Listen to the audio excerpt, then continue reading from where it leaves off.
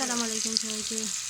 আজকে মাটি চুলা রান্না করব আলু দিয়ে গরু গোশত। তার জন্য আমি একটা কড়াইয়ে আলু আর হলুদ দিয়ে আলুটাকে ভেজে নেব।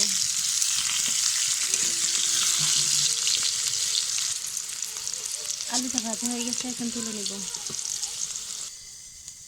চুলায় একটা পাতিল বসিয়ে দিয়েছি, এখন দিয়ে দেব পরিমাণ মতো সয়াবিন তেল।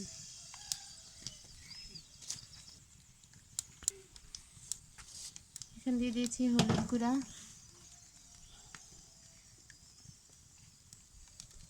মরিচ গুঁড়া,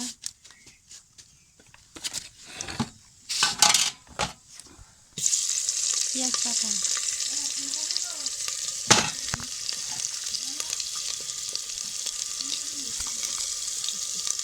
রসুন বাটা,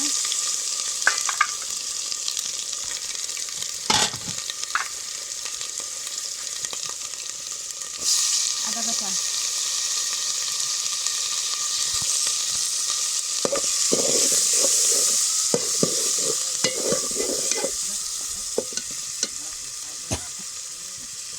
গরম মশলা বাটা,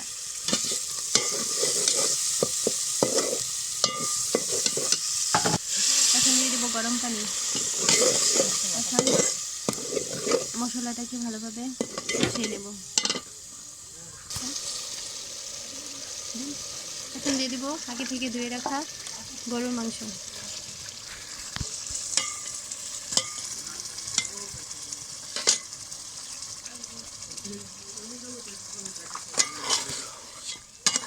মাংসটাকে আমি মশলার সাথে ভালোভাবে মিশিয়ে নেব।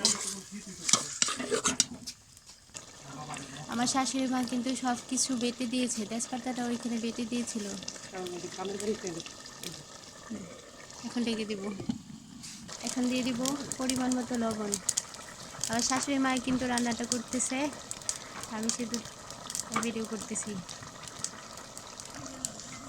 আমি ঢাকনাটাকে উঠিয়ে একটু পর পর মাংসটাকে নেড়ে দেব, কারণ দেখতেই পাচ্ছেন মাটির চুলার তাপ কিন্তু অনেক বেশি, তাই একটু পর পর আমি নেড়ে দিচ্ছি যাতে নিচে থেকে লেগে না আসে।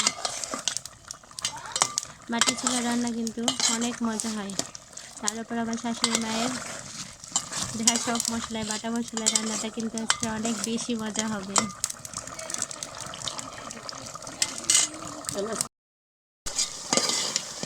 মাংসটা কষানো হয়ে গেছে, এখন দিয়ে দেবো জিরা গুঁড়া। জিরা গুঁড়া দিয়ে মাংসের সাথে ভালোভাবে মিশিয়ে নেব।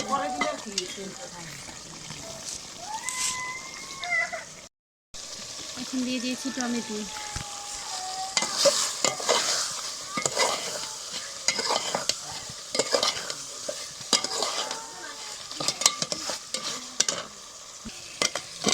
আর ভেজে রাখা আলু। মা কিন্তু এখানে কোনো প্রকার কাটা পেঁয়াজ ব্যবহার করেনি, সব মশলা এখানে বেটে দিয়েছে।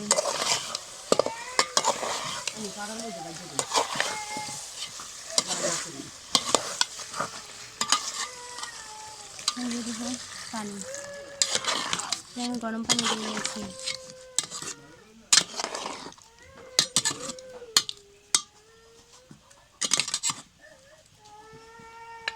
এখন ঢেকে সিদ্ধ করে নেব।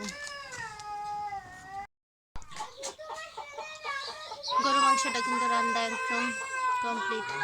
গরু মাংসটা রান্না একদম কমপ্লিট। দেখুন কালারটা কত সুন্দর হয়েছে।